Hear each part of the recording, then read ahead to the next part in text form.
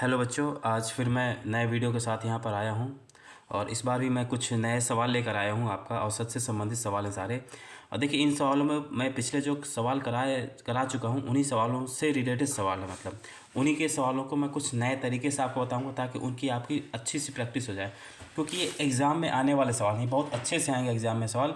और ऐसा कुछ नहीं है, अगर आप बार बार प्रैक्टिस करेंगे तो आपको इस सवाल बिल्कुल रट जाएंगे और इनके करने का तरीका आपको याद हो जाएगा। तो हम पहले सवाल से स्टार्टिंग करते हैं। देखिए, पहला सवाल है आपका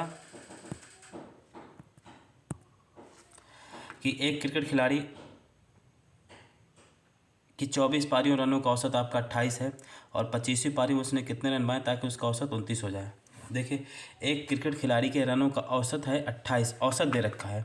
औसत का मैंने आपको बताया था, औसत का हमारे पास सूत्र क्या होता है, औसत बराबर होता है यानी रनों का कुल योग हो जाएगा यहाँ पे, कितने रन बनाए हैं और कितनी पारियाँ हैं। ठीक है, रनों का कुल योग बटे कितनी पारी हैं।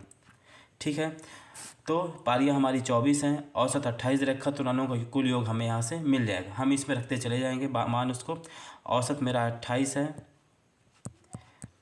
योग हमें निकालना कितने रन बनाए उसने, रनों कुल योग आ जाएगा। पारियाँ कितनी मेरे पास 24 पारियाँ हैं, तो यहाँ उसने कुल 24 पारियों में कितने रन बनाए वो हमारा यहाँ से आ जाएगा। योग बराबर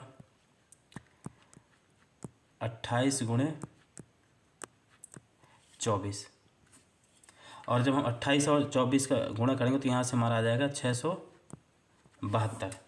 कितना आएगा आपका 672 आएगा। ठीक है, तो आप इसको गुणा कर लीजिए, 672 आता है। तो यानी कि उसने 28 रन बनाए थे, आपका 24 पारियों का औसत था आपका, तो 24 पारियों में उसने कुल कितने रन बनाए, 672 रन बनाए हैं, औसत इनका 28 है। अब अगर आप 25वीं पारी, यानी देखिए 24 पारी हो चुकी, 25वीं यानी अगली पारी में वो कितने रन बनाए कि रनों का औसत कितना हो जाए, 29 हो जाए हमारा। ठीक है, तो अब नया औसत मुझे कितना करना, 29 करना है। तो देखिए, नया औसत मुझे 29 करना है। मैं इसको मिटा देता हूँ। अब योग मुझे आ गया है, अब मुझे नया औसत निकालना है। तो औसत मुझे अब कितना करना, अब देखिए फिर वही सूत्र लगाएंगे। औसत बराबर होता है रनों का योग, यानी 25 पारियों में कितने रन बनाए, अब पारियाँ कितनी हैं। अब देखिए, पहले 24 थी, अब पारियाँ मेरी बढ़ गई हैं, अब पारी हो गई 25। औसत अभी दे रखा है आपका 29, और रनों का योग कितना होगा यहाँ पर देखिए, 25 पारियों में कितने रन बनाएंगे, तो 24 पारी के रन पता है। 25वीं पारी में माना कि उसने एक्स रन बनाए, कितने रन बनाए 25वीं पारी में, एक्स रन बनाए।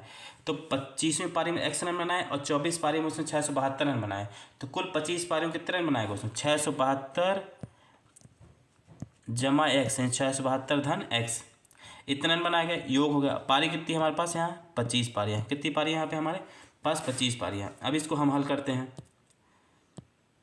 इसको मैं हल करता हूँ यहाँ पे।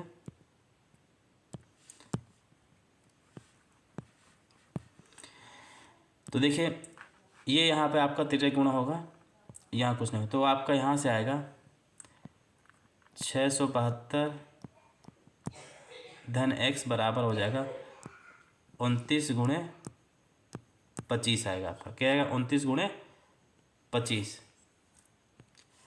अब देखिए, 672 प्लस एक्स बराबर 29 गुणे 25 करूँगा अगर मैं, तो इनका गुणनफल आता है आपका 725 आ जाएगा। कितना आएगा आपका गुणनफल, 725।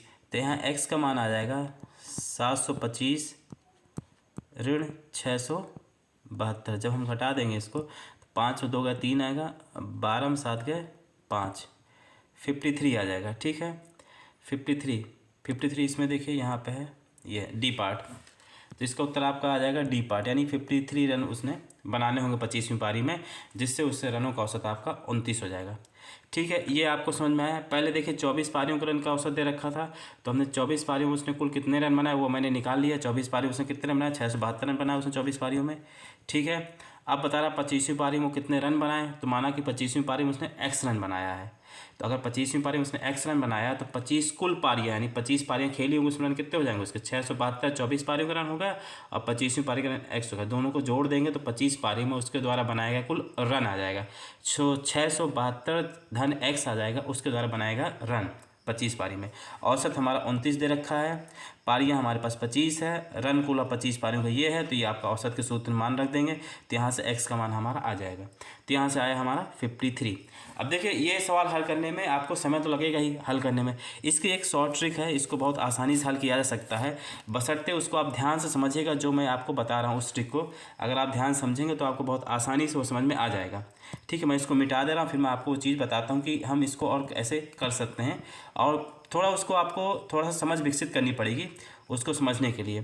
समझ विकसित करने का मेरा मतलब है कि उसको आपको थोड़ा सा ध्यान देना पड़ेगा जो मैं चीज़ बता रहा हूँ। अब देखिए एक क्रिकेट खिलाड़ी की 24 पारियों में रनों का औसत कितना है, 28 है। तो रनों का औसत 28 हम मान लेते हैं, 24 पारी में उसने रन कितने बनाए आपका, 28 रन बनाए, पहली दूसरी तीसरी ऐसे हर पारी में उसने कितने रन बनाया आपका, 28 रन बनाए हैं। बनाए कि नहीं बनाए, ऐसे करके हमारी 24 पारी तो मैं यहाँ लिख पाऊंगा, मैं आपका ऐसे डैश करके लिखता हूँ, या 24वीं पारी मान लीजिए ये वाली, और ये हमारी पहली पारी है। हर पारी में आपका 28 रन बनाएगा तो औसत आपका 28 हो ही जाएगा 24 पारी का। ठीक है, वह 25वीं पारी में कितने रन बनाए कि 29 हो जाए।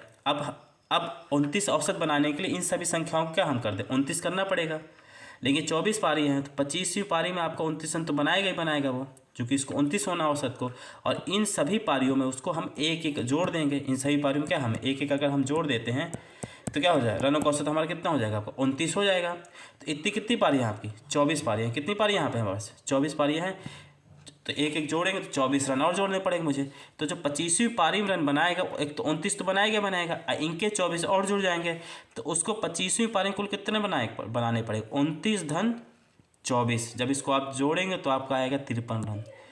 देखिए आ गया उत्तर आपका 1 सेकंड में, मुश्किल से 10 सेकंड लगा होगा, लेकिन मैं अगर हल करता 1-2 सेकंड में आंसर आ जाता, क्योंकि मेरी प्रैक्टिस है। आपको समझने में, मुझे समझाने में आपको समय लगा मुझे 5-10 सेकंड का। तो अगर आप इसको समझ जाएंगे, जो मेरा बताने का ये कॉन्सेप्ट है, अगर आप बच्चों इसको समझ रहे हैं तो आप समझ जाएंगे कि सवाल कितना आसान हो जाएगा। इसमें आपको ये जो सवाल इस तरह कितने भी आते हैं, कई सवाल आएंगे आपके, और ये आपका नवोदय की परीक्षा में इस पैटर्न में सवाल आना पक्का ही पक्का। इस पैटर्न में आपका सवाल एक आता ही आता है, रनों के औसत से लेकर के। तो इसको आप समझ लीजिए, अगर आप इस बात को समझ सकते। देखिए एक तरीका मैंने आपको बता दिया, वो तो एक सूत्र का तरीका है, उसको तो आप हल करके आंसर आ ही जाएगा। लेकिन अगर जिन बच्चों की चीज़ें मेरी समझ में आ रही, जो मैं कहना चाह रहा हूँ, मैं एक बार फिर से रिपीट कर रहा हूँ इस चीज़ को, कि देखिए 24 पारियों रनों का औसत आपका 28 था। कितना था आपका, 28 है 24 पारियों रनों का औसत। तो हम मान लिए कि हर पारी में क्रिकेटर ने, जो बनाने वाला खिलाड़ी है, वो हर पारी में 28 रन बना रहा है, हर पारी में 28 रन बनाया उसने। ठीक है, अब बता रहा है कि 25वीं पारी में कितने रन बनाए कि औसत 29 हो जाएगी। तो अब देखिए 24 पारी है, तो 25वीं पारी में कुछ ना कुछ रन बनाने पड़ेंगे, नहीं बनाने पड़ेंगे। तो 25वीं पारी मान लो उसने रन बनाए, तो अब 29 औसत करना, तो 25वीं पारी को तो 29 रखना ही पड़ेगा हमें, और इन सब में एक एक बढ़ाना पड़ेगा। कितनी बार बढ़ाएं, ये 28 को 29 करना पड़ेगा, इसमें +1 करना पड़ेगा, इसमें +1, तभी तो 29 होंगे, नहीं होंगे आपका। और इन सबको 29 करने के लिए हमें कितनी बार करना पड़ेगा, 24 बार, यानी 24 हमें और जोड़ना पड़ेगा।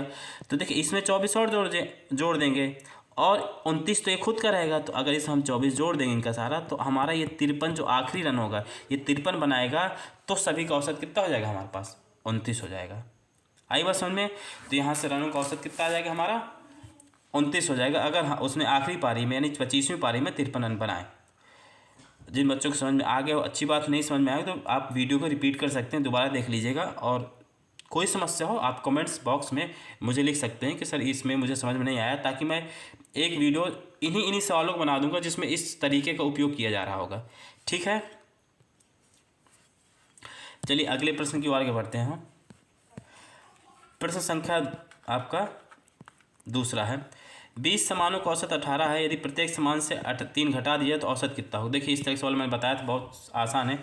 20 समानों का औसत कितना है आपका, 18 दे रखा है 20 में से। ठीक है, 20 समानों का औसत 18 है, यानी हमारा हर समान कितना है आपका, 20 समान 18 है, मान लीजिए औसत 18 हो ही जाएगा। यदि प्रत्येक समान से 3 घटा दिया जाए, कितना घटा दिया, 3, तो समानों का औसत क्या हो जाएगा। मैंने इस तरह सवाल पहले भी करा है कि कुछ घटा दिया जाए या फिर जोड़ दिया जाए, तो औसत में हम उतना घटा जोड़ देते हैं।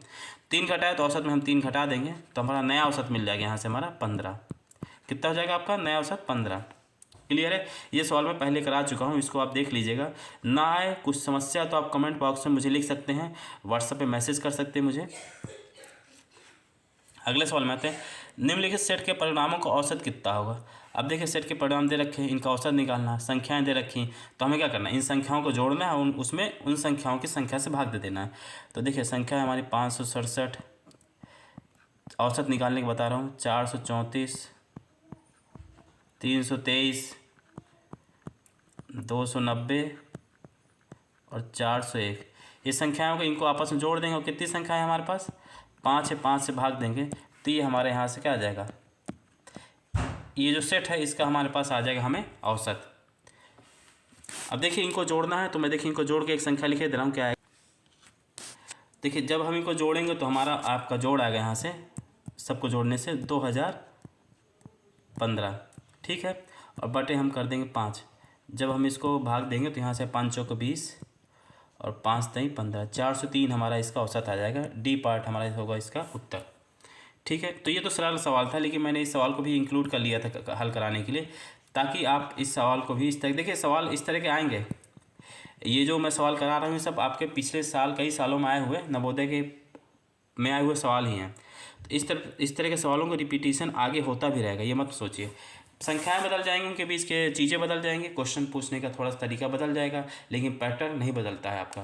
क्वेश्चन पैटर्न आपका लगभग वही रहता है, चीज़ें बदल जाती थोड़ी सी, उनके पूछने के तरीके बदल जाते हैं बस। देखिए चौथे क्वेश्चन पे आते हैं। 20 प्रेक्षणों का माध्य है आपका 65 पाया गया, किंतु बाद में यह पाया गया कि 69 के स्थान पर 96 पढ़ लिया गया। इस प्रकार सही माध्य कितना होगा? अब देखिए 20 प्रेक्षणों का माध्य 65 है। अब देखिए यहाँ पर माध्य माध्य शब्द आया है। माध्य का मतलब होता है मध्य, माध्य बनना है आपका मध्य से। मध्य मतलब होता है बीच, और यहाँ पर गणित के प्रश्न में मध्य या माध्य मतलब होता है आपका औसत। औसत भी आपका बीच की संख्या होती है। तो मध्य माध्य औसत तीनों एक ही चीज़ हैं। आप तीनों को एक ही तरह मानिए, तीनों को एक ही तरह आपको हल करना है सवाल। मध्य का मान, मध्य वही चीज़ होता है जो औसत होती है, माध्य वही चीज़ होता है जो औसत होता है। यहाँ पर कभी कभी आपका मध्यमान भी आ सकता है। मध्यमान या माध्य या औसत तीनों एक ही चीज़ हैं, इसमें आप कन्फ्यूज मत होइएगा। पेपर में आपका हो सकता है नाम बदल कर आ जाए, तो ये नहीं औसत ही है। तो कहने का मतलब 20 प्रेक्षणों का औसत 65 पाया गया, किंतु बाद में पाया गया कि 69 के स्थान पर 96 पढ़ लिया गया। इस प्रकार सही माध्य कितना होना चाहिए? अब देखिए 20 प्रेक्षणों का माध्य हमारा 65 है। माध्य मतलब औसत। औसत का मान हम सूत्र पे आते हैं, तुरंत हमारा ध्यान सूत्र पे जाना चाहिए। सूत्र हमारा होता है योग, यानी प्रेक्षणों का योग हो जाएगा बटे कितने प्रेक्षण किए गए, यानी उनकी संख्या हो जाएगी। कितने प्रेक्षण होगा उनकी संख्या है, उनसे हम भाग दे देंगे तो हमारा औसत आ जाएगा।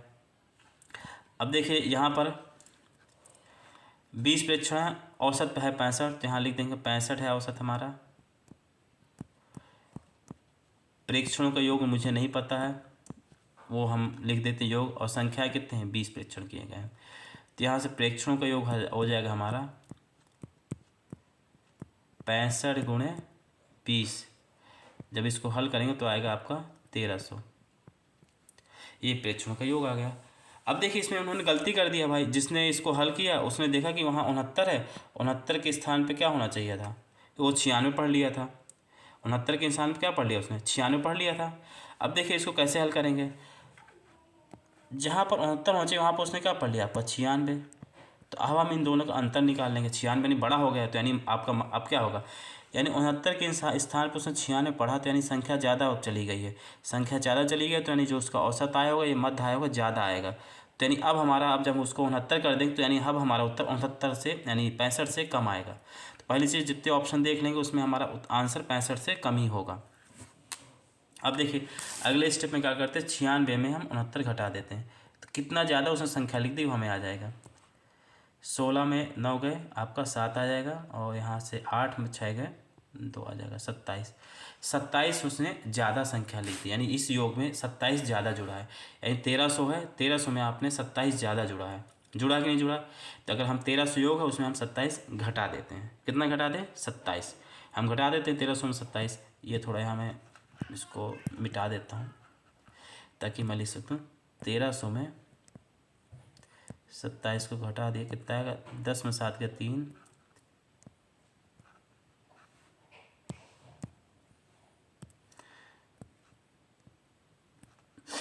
9 में 2 गए 7, और ये 1273 आएगा।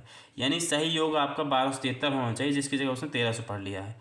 अब हमारा सही योग 1273 हो गया। अब इसको परिणाम प्रेक्षण कितने 20, तो 1273 को हम 20 से भाग दे देंगे, तो जो औसत आएगा वो मेरा सही उत्तर हो जाएगा। तो 1273 को हम 20 से भाग, जब मैं भाग देता हूँ तो पाऊँगा इसका आपका भाग देने पर उत्तर जो आएगा आपका 1273 को मैं जब 63 से भाग दूंगा तो यहाँ से उत्तर आता है आपका 63.65, यानी ये अब हमारा नया औसत यानी सही औसत है, सही उत्तर होगा। तो देखिए इसमें हम देखेंगे 63 आपका 65 है क्या? हाँ है, पहला ऑप्शन ही सही है हमारा, तो उत्तर हो जाएगा 63.65। ठीक है, अब अगले सवाल की ओर बढ़ते हैं।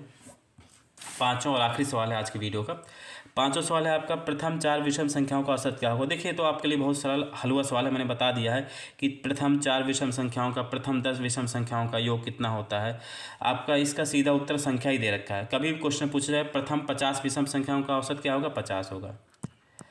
प्रथम 100 विषम संख्याओं का औसत क्या होगा? 100 होगा। जितनी संख्या होती है, अगर विषम संख्या है हमारी तो जितनी संख्या होती है वही हमारा औसत होगा। प्रथम 5000 संख्याओं का औसत क्या होगा? 5000 हो जाएगा।